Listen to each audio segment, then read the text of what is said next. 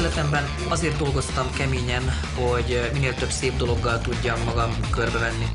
Imádom a sportkocsikat, gyűjtöm is őket. De mégis a legfontosabb dolgok az életemben a barátaim.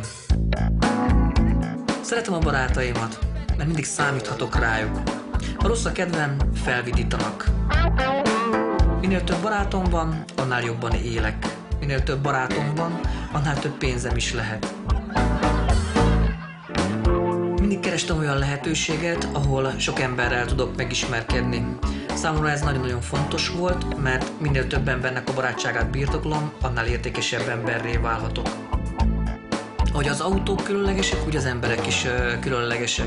Ahogy a vezető ki tudja hozni a legtöbbet a sportkocsiból, szeretem én is kihozni a legtöbbet az emberekből.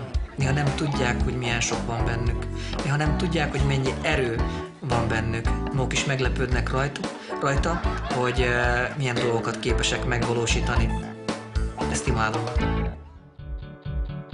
Minden barátomtól tudok tanulni, mert mindnyájukat többnek tartom magamnál abban, amit ők jobban csinálnak. Én ezt szeretem eltanulni. Ez a titkom.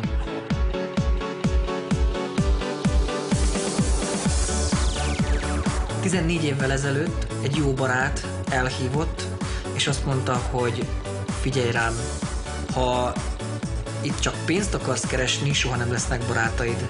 De ha barátokat jössz velem keresni, akkor nagyon-nagyon sok pénzed lesz. Igaza volt.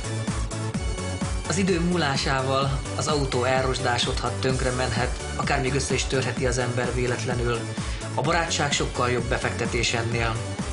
Az idő a barátságot még jobbá, még tökéletesebbé, még mélyebbé teheti az ember számára. A barátság mindig a legjobb befektetés.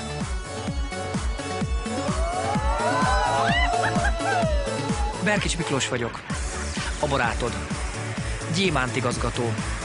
Én a Forever vagyok.